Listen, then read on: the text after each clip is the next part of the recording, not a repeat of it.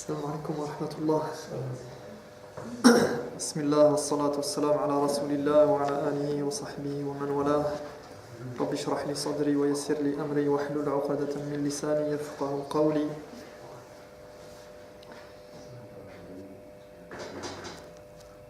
طيب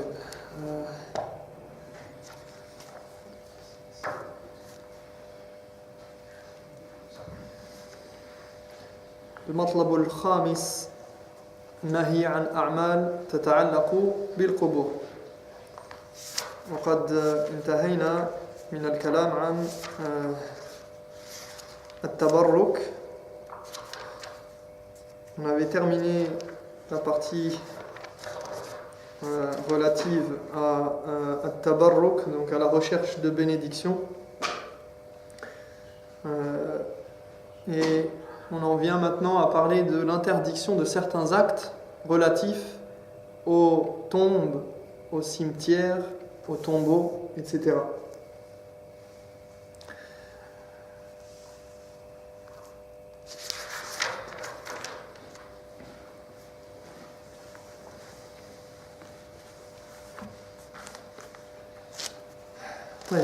Alors, النهي عن أعمال تتعلق بالقبور. لقد كان الأمر في صدر الإسلام على منع زيارة القبور لقرب عهدهم بالجاهلية حماية لحمى التوحيد وصيانة لجنابه. ولما حسن الإيمان وعظم شأنه في الناس ورسخ في القلوب واتضحت براهين التوحيد وانكشفت شبهة الشرك جاءت مشروعية زيارة القبور محددة أهدافها موضحة مقاصدها. Donc on nous explique, on nous dit, au début de l'islam, visiter les tombes avait été interdit, car les musulmans sortaient tout juste de l'obscurantisme anté-islamique afin de préserver leur croyance au monothéisme encore toute fraîche dans leurs esprits. Mais une fois cette croyance devenue forte, importante aux yeux des gens, enracinée au plus profond des cœurs, dès lors que le monothéisme était vu comme une évidence et le polythéisme comme un égarement flagrant, cette interdiction fut levée pour des raisons très précises. Donc, on nous dit qu'au début de l'islam, aller visiter les cimetières, c'est-à-dire en faire un lieu de recueillement, était interdit. Pourquoi ? Parce que les musulmans sortaient tout juste de la période de l'anté-islam, la période anté-islamique, al-Jahiliya, et de ce fait, ils étaient encore fragiles au niveau de leur croyance dans le monothéisme. Et ils avaient beaucoup, comme dans beaucoup de peuples, même encore maintenant, où il y a beaucoup de croyances relatives à la mort et à l'au-delà, mais pas l'au-delà par rapport à comme tel que nous on le conçoit, mais par rapport aux esprits, aux fantômes, etc. D'accord ? En fait que ce rapport à la mort, il est très présent dans les croyances urbaines et dans les croyances populaires. Donc c'est quelque chose d'important et c'est quelque chose qui d'ailleurs qu'on retrouve beaucoup dans tous les propos et tous les faits divers et tous les toutes les histoires racontées par les gens, etc. Que ce soit dans des choses qui sont publiées ou filmées, mises en scène, etc. On a beaucoup de choses qui sont en rapport avec la mort. Parce que la mort, c'est quelque chose qui est une barrière par rapport à la vie et par rapport aux êtres humains. Donc, c'est quelque chose à laquelle on n'a pas accès. On n'a pas accès à ce monde-là, on n'a pas accès au monde de l'invisible que à travers quoi ? À travers al-wahi, à travers les textes. On ne peut pas savoir ce qui se passe après la mort si on n'a pas une croyance et on n'a pas des textes pour nous indiquer ce qui se passe après la mort. Donc forcément, ça crée quoi ? Ça crée dans le cœur des gens un besoin. Il y a un besoin irrésistible d'aller savoir qu'est-ce qui se passe après la mort. Qu'est-ce qui se passe ? Voilà, la personne elle est morte. Soit on croit qu'il n'y a rien, d'accord ? Comme c'est le cas pour beaucoup de gens, soit on croit qu'il y a quelque chose. Et si on croit qu'il y a quelque chose, qu'est-ce qui se passe? Comment on y accède? Comment on peut savoir? Et du coup, ça génère, ça suscite une curiosité chez l'être humain. Et toutes sortes d'histoires et de fabulations et de mythologies autour de ce qui se passe après la mort. Et donc forcément, les musulmans qui étaient fraîchement convertis à l'islam, qui venaient, les compagnons, et qui venaient tout juste de découvrir l'islam, eh bien, on leur avait interdit d'aller visiter les tombes et d'avoir ce rapport avec la mort de cette manière-là. Mais une fois que cette croyance, une fois que le monothéisme est devenu quelque chose d'ancré, et qui a pris de l'importance aux yeux des musulmans, donc c'est quelque chose qu'il faut garder, qu'il faut préserver, eh bien, et que c'était évident que le polythéisme il était dangereux et que c'était un égarement, eh bien, cette interdiction a été levée dans certains buts que on va voir, Inch'Allah ta'ala. فعن بريدة ابن الحصيب رضي الله عنه قال قال رسول الله صلى الله عليه وسلم نهيتكم عن زيارة القبور فزوروها رواه مسلم. Buraïda ibn Husayb rapporte que le prophète sallallahu alayhi wa sallam a dit: je vous avais interdit de visiter les tombes, mais désormais vous pouvez le faire. وهذا يدل على ماذا؟ على نسخ الحكم. Donc ce jugement, le jugement qui avait été donné au départ, a été abrogé. Ça montre qu'il y a dans l'islam, on a quelque chose qui s'appelle l'abrogé et l'abrogeant. An-nasikh wal-mansoukh. D'accord? On a des règles qui existaient à un moment donné et qui ont été abrogées et effacées. D'accord? Un verset coranique classique, je crois. Ma nansakh min ayatin aw nunsiha. Non, il y a après bon, le verset il parle pas forcément mais il est utilisé effectivement pour mettre en évidence ceci. Donc, à savoir que ça existe, il faut faire très attention à ça. An-nasikh wal-mansoukh dans le Coran, ça fait partie des ulum al-Qur'an, ça fait partie, c'est un bab, c'est un chapitre de usul al-fiqh. Donc c'est très important de connaître an-nasikh wal-mansoukh pour pouvoir c'est important pour celui, si quelqu'un il s'autorise à donner des fatwas ou bien à parler sur certaines choses dans le Coran et sur l'islam, dans l'islam, eh bien, il doit avoir une connaissance de an-nasikh wal-mansoukh. Ma huwa an-nasikh wal-mansoukh. Ah, là on va rentrer dans un autre.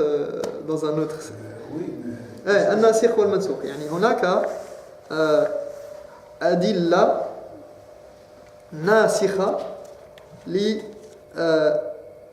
أخرى. Donc la question c'est qu'est-ce que c'est l'abrogé et l'abrogeant. Ça c'est une grande question qu'on étudiera Inch'Allah par la suite dans des cours précis. Il faut faire des cours de usul al-fiqh pour apprendre cette question-là. D'accord? Juste à savoir qu'il y a des versets dans le Coran qui sont abrogés, donc qui sont effacés.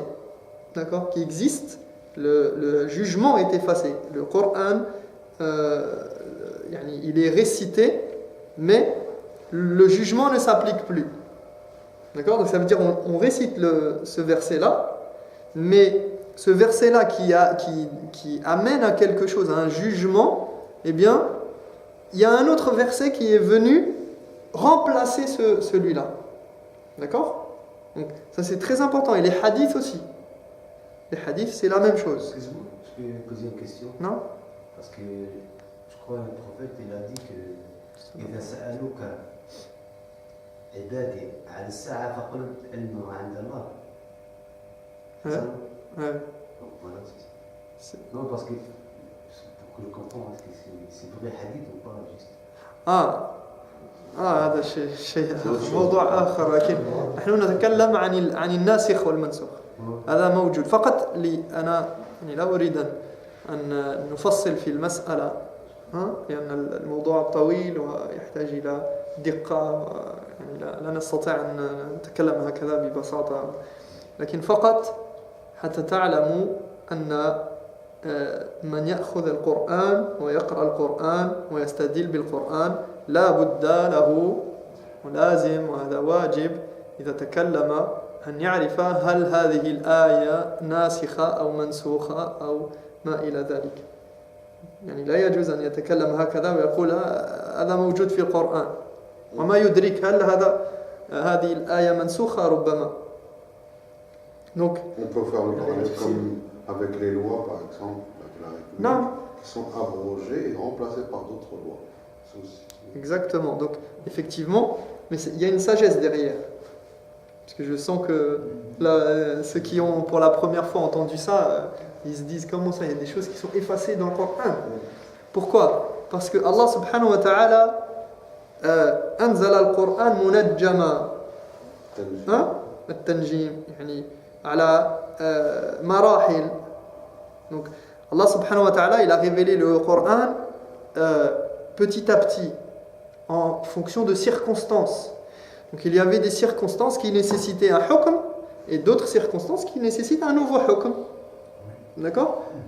Donc comme le prophète sallallahu alayhi wa sallam là nous dit, et ça d'ailleurs c'est très clair dans ce qu'il dit dans ce hadith là, le hadith de Buraïda, il dit Kuntu nahaytukum an ziyarati al-qubur, je vous avais interdit de visiter les tombes, fazuruha. Donc j'avais décidé quelque chose à un moment précis, à un moment donné, pour des raisons précises, d'accord? Al-mana', au début c'était l'interdiction de visiter les tombes d'une manière générale. Fazuruha al-an, maintenant vous pouvez y aller, je vous autorise à y aller, d'accord? واضح؟ لكن هو نهى رسول الله صلى الله عليه وسلم زيارة القبور على النساء على النواح لا على كل أحد في بداية الأمر.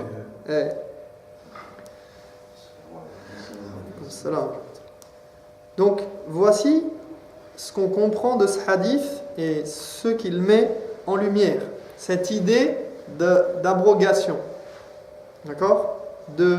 Et Inch'Allah c'est un sujet intéressant, mais likulli maqamin maqal, chaque chose en son temps et on en parlera le moment venu.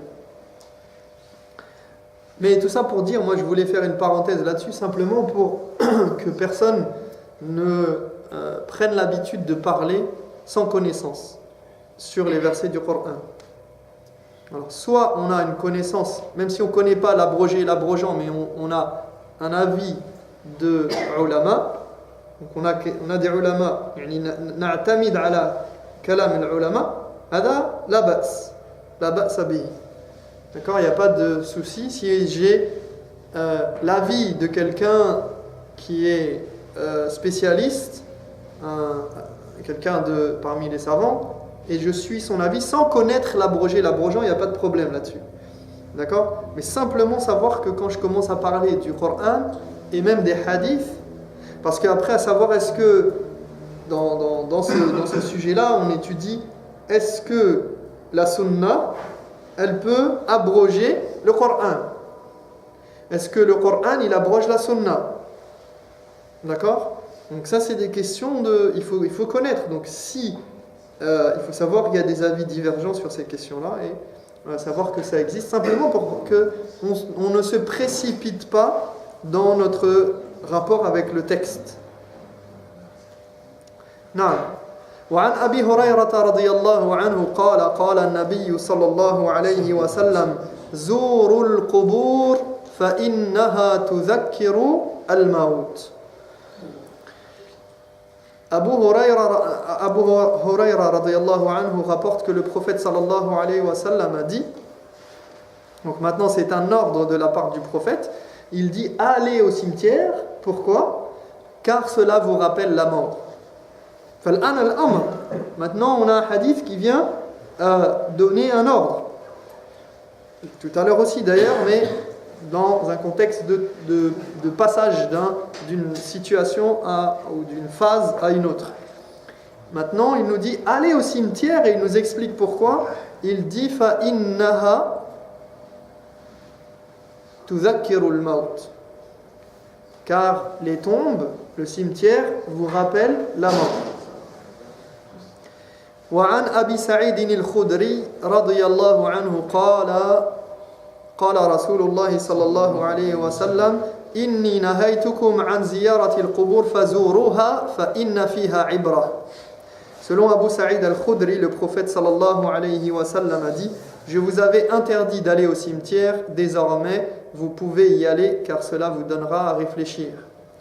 وعن أنس بن مالك رضي الله عنه قال رسول الله صلى الله عليه وسلم كنت نهيتكم عن زيارة القبور ألا فزوروها فإنها ترق القلب وتدمع العين وتذكر الآخرة ولا تقولوا هجرا.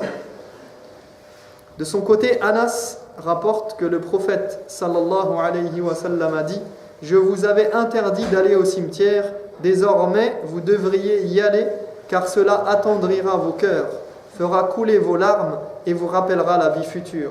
Et quand vous y serez, ne prononcez pas de paroles inconvenantes. La taqulu hujra. Et on nous dit que je vais l'expliquer après de toute façon, mais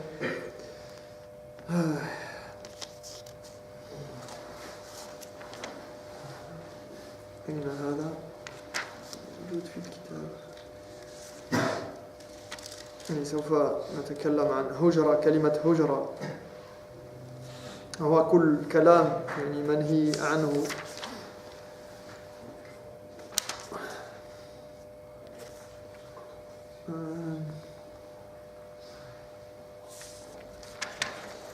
طيب.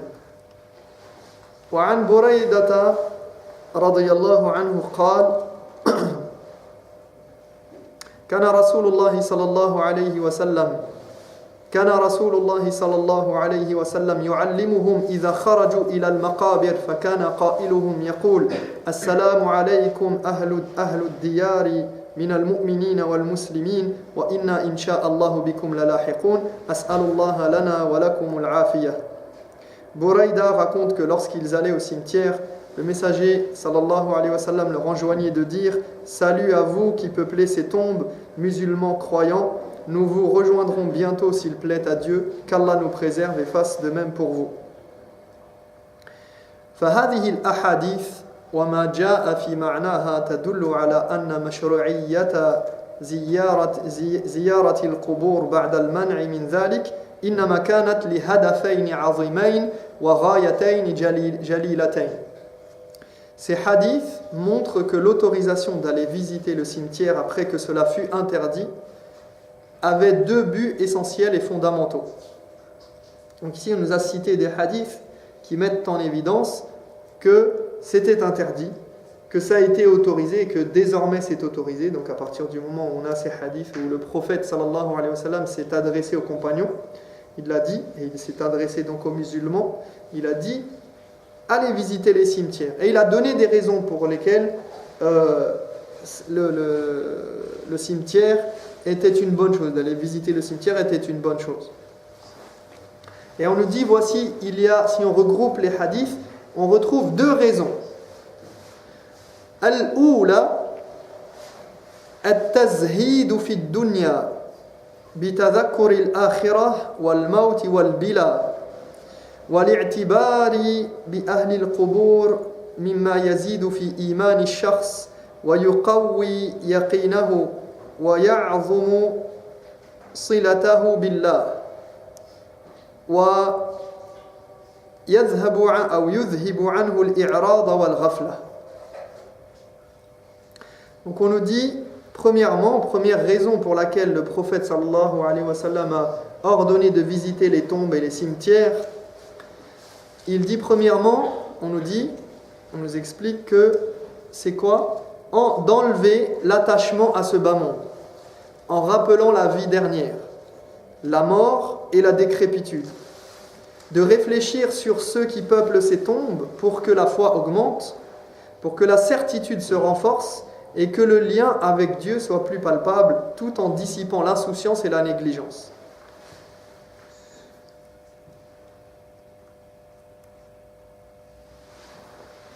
Donc premièrement, et c'est ce qu'on voit, فَإِنَّهَا تُذَكِّرُ الْمَوْتِ وَتُذَكِّرُ الْآخِرَةِ وَتُدْمِعُ الْعَيْنِ وَتُرِقُّ الْقَلْبِ.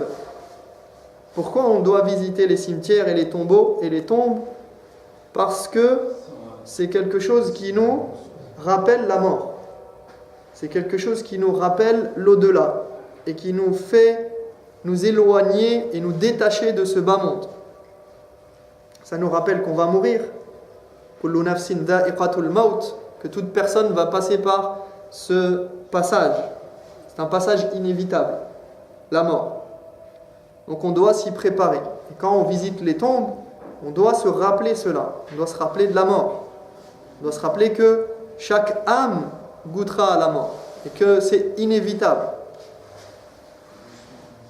Innaka mayyitun wa innahum mayyitun.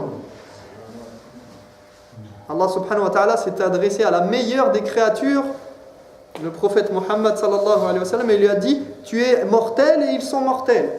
Tu es voué à mourir. Kullu shay'in halikun illa wajha. Toute chose va périr.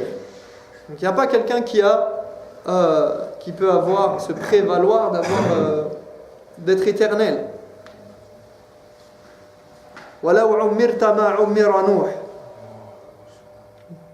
Même si tu vis plus de 1000 ans comme Nuh, qu'on te donne la vie un certain temps, ma labithu illa sa'a. C'est comme si tu avais vécu que un petit moment sur terre. Donc, visiter les tombeaux, visiter les tombes, c'est se rappeler la mort et se rappeler qu'on va passer par cet état de décrépitude et qu'on va passer dans l'akhirah. Et ça nous rapproche donc d'Allah subhanahu wa ta'ala et ça dissipe, ça éloigne de notre cœur l'insouciance et la négligence. الثانية الإحسان إلى الموتى بالدعاء لهم والترحم عليهم وطلب المغفرة لهم وسؤال الله العفو عنهم. Deuxièmement, donc deuxième raison pour laquelle visiter les tombes a été instauré dans l'islam, c'est de faire un acte charitable envers les morts en invoquant pour eux, en demandant à Dieu de les pardonner, de passer l'éponge sur leurs fautes et leurs manquements et de leur faire miséricorde. الترحم وطلب المغفرة لهم والتجاوز عن سيئاتهم. فالدعاء للموتى. Et cela concerne bien évidemment les morts envers qui il est permis d'invoquer. Parce qu'il n'est pas permis d'invoquer pour des morts qu'on sait qui n'étaient pas musulmans. Comme l'a dit Allah subhanahu wa ta'ala dans le Coran: ما كان للنبي والذين آمنوا أن يستغفروا للمشركين ولو كانوا أولي قربى. Allah subhanahu wa ta'ala dit dans le Coran: il ne sied ni aux prophètes ni aux croyants d'implorer le pardon de Dieu en faveur des polythéistes, fussent-ils leurs proches, fussent-ils leurs pères et mères, fussent-ils leurs frères et sœurs, leurs enfants. Il ne sied pas aux prophètes sallallahu alayhi wa sallam, ni même aux croyants, d'implorer le pardon pour les polythéistes.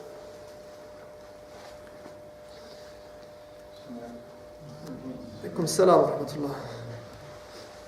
هذا الذي دل عليه الدليل ومن ادعى غير ذلك طولب بالحجة والبرهان. On nous dit, voilà ce que les preuves indiquent, et quiconque prétend que la visite au cimetière a une autre raison religieuse doit en apporter la preuve. Parce que ici, pourquoi on nous parle de ça? On nous parle du fait que visiter les tombes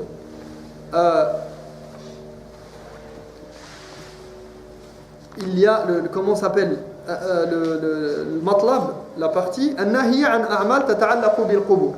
Il y a une interdiction sur certains actes qui sont liés à la visite du cimetière. La visite des cimetières, la visite des tombes. Pourquoi cela? Parce que je vous rappelle qu'on est dans le contexte de la préservation du monothéisme. Pour préserver le monothéisme intact, eh bien, il y a des choses qui sont interdites relativement aux tombes, à la visite des cimetières. Et donc ici, on essaye de nous mettre en évidence, quoi? Les raisons pour lesquelles le prophète sallallahu alayhi wa sallam a incité les musulmans à aller visiter les tombes. Et quelles sont ces raisons? On a dit donc, premièrement, attendrir le cœur du musulman qui s'est endurci par la dunya, donc le rappeler à l'ordre et le réveiller de son insouciance. Et deuxièmement, qu'il fasse dua en faveur des morts. Et on lui dit, voilà ce que les preuves indiquent. Et si quelqu'un prétend, puisqu'il y a des gens qui prétendent qu'on peut visiter les tombes pour d'autres raisons, eh bien on leur dit quels sont ma huwa ad-dalil. يعني من ادعى أن زيارة القبور فيها مقصد آخر غير هذين المقصدين يجب أن يأتي بالدليل. C'est-à-dire que toute personne qui prétend qu'on peut visiter les tombes pour un autre but religieux que celui-là, eh bien il doit nécessairement en apporter la preuve, apporter un texte. Si on a le droit d'y aller, par exemple, pour aller chercher la bénédiction, on a parlé de tabarruk dans les cours précédents, hein, on a besoin d'un texte qui dise, par exemple, man arad al-baraka falyazur qabra fulan, mathalan. D'accord? On a besoin d'un texte qui dit, celui qui veut la bénédiction, qu'il aille visiter telle tombe, par exemple. Si on n'a pas de texte là-dessus, et on n'a pas de texte qui dit ça, eh bien on ne peut pas venir prétendre qu'on a le droit de visiter les tombes pour autre chose, pour ceci, pour aller chercher la bénédiction, ou pour augmenter la subsistance, ou pour repousser un mal, etc.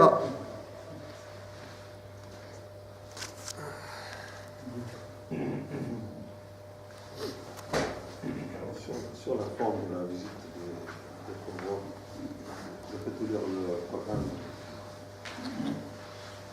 Là-dessus, Inch'Allah, on en parlera dans le cours prochain. J'avais une mas'ala aussi, on va en parler justement, mas'alat fiqhiyya. Donc ça c'est intéressant, la forme, j'essaierai d'en parler la prochaine fois, un peu plus en détail. De toute façon, ici c'est tout à fait dans le sujet, puisqu'on va parler de l'interdiction de certains actes relatifs à la visite des tombes. Il y a certaines choses qui sont interdites, qu'on n'a pas le droit de faire, et on va lister ici, on a le fait que certaines choses sont interdites précisément. Et donc ça va déjà nous donner un cadre pour savoir ce qu'on a le droit de faire et ce qu'on n'a pas le droit de faire. Après, mas'alat qira'at al-Qur'an ala al-qubur, ala al-amwat, le fait de lire le Coran sur les tombes, c'est une mas'ala khilafiyya. C'est une mas'ala sur laquelle il y a divergence chez les savants, à ma connaissance. Et donc il y a certains qui disent que c'est interdit, donc que ça n'a pas d'utilité, que ça n'a pas de... peut-être même que ça n'a pas de asl. Et d'autres qui disent que ça fait partie ça rentre dans le cadre de la sadaqa. Donc j'essaierai de faire un tafsil, Inch'Allah, la semaine prochaine sur ça. C'est une bonne question sur la lecture. Mais il y a une autre question aussi dont on parlera, c'est justement hukm ziyarat. Là, ça on va le repousser, ça, Inch'Allah. Parce que c'est pas, en tout cas pas dans ce dars-là, pas dans ce créneau-là, parce qu'ici on parle de aqidah, on parle pas de usul al-fiqh, mais on parlera de nasikh wal mansukh, Inch'Allah, l'abrogé et l'abrogeant, vu que j'en ai parlé un petit peu, mais j'essaierai d'en parler un peu plus en détail, Inch'Allah. Mais surtout, ma hukmu ziyarat al-maqabir lin-nisa. Quel est le jugement relatif au fait que les femmes aillent visiter les cimetières ou non? Ça c'est une mas'ala fiqhiyya, donc ça rentre pas dans la aqida, hein, c'est un majal wasi', yani dans le fiqh il faut savoir que il n'y a pas une mas'ala fiqhiyya détaillée, enfin précise, où il y a il y a très rarement en tout cas où il y a un consensus, donc il y a toujours un khilaf, il y a toujours des divergences et chacun a ses arguments. Et ici il y a des divergences et j'essaierai de vous parler un peu de cette divergence là sur le fait de est-ce que les femmes ont le droit d'aller visiter les tombes et dans quel cadre et dans quelles conditions si oui. Donc il y a beaucoup de choses c'est important, c'est intéressant de voir ce sujet-là, d'en avoir conscience de l'importance de visiter les tombes, quoi qu'il en soit, et de ce qu'on peut retenir de ce dars, déjà, c'est le fait que, ça c'est très très important, parce qu'on est dans un monde qui nous attache à la dunya, et on court toujours derrière la dunya, derrière l'argent, derrière les problèmes familiaux, les problèmes financiers, payer le loyer, payer les factures, l'administration et tout ça. Donc on est plus les plaisirs et le divertissement et tout. Donc on est à fond concentré sur la dunya et on oublie beaucoup l'akhira, malgré le fait qu'on ait 5 fois la prière à faire par jour. Malheureusement parfois on est illa man rahim Allah, yani, mais souvent même dans la salat on pense à la dunya. Donc le moment qui doit être consacré à l'akhira, on est concentré sur la dunya encore. Donc yani, c'est bien qu'on sache que Nabi alayhi salatu wassalam, et ça c'est je vous invite et je m'invite moi-même aussi à essayer d'ailleurs il y a des frères Jazahumullah khairan, ils avaient fait un site où il y a plusieurs d'ailleurs qui ont fait ça pour inviter les gens à aller faire salat janaza. Donc à savoir où il y a une salat janaza, quand est-ce, et ceux qui peuvent aller faire un salat janaza, c'est une très bonne chose, et d'aller visiter les cimetières des musulmans dès qu'on a l'occasion, parce que j'ai l'impression, en tout cas je parle pour ma part, que on n'entend pas beaucoup parler de la mort, et de temps en temps on nous parle de fulan mat, fulana matat, mais yani, c'est toujours ça, à part rarement quand ça nous concerne, mais la plupart du temps c'est chez les autres et c'est pas chez nous que ça se passe, d'accord? Et j'ai l'impression qu'on le vit pas beaucoup. Ceux qui vont au pèlerinage ou en umrah ou bien le hajj, on fait salat janaza à chaque salat on fait salat janaza, d'accord? Et c'est une très bonne chose parce que ça nous rappelle fréquemment la mort. Alors que là j'ai l'impression que c'est rare qu'on aille faire salat janaza et qu'on aille visiter les tombes. Alors que le prophète sallallahu alayhi wa sallam, il nous dit fazuruha, allez visiter les tombes. فإنها ترق القلب وتدمع العين وتذكر الآخرة. D'accord, c'est quelque chose qui va permettre d'attendrir à nos cœurs et nous rappeler les choses importantes dans notre vie. فنسأل الله تبارك وتعالى أن يجعلنا من الذين يستمعون القول فيتبعون أحسنه أولئك الذين هداهم الله وأولئك هم أولو الألباب. أقول قولي هذا واستغفر الله لي ولكم فاستغفروه إنه هو الغفور الرحيم. سبحانك اللهم وبحمدك أشهد أن لا إله إلا أنت أستغفرك وأتوب إليك. بارك الله فيكم.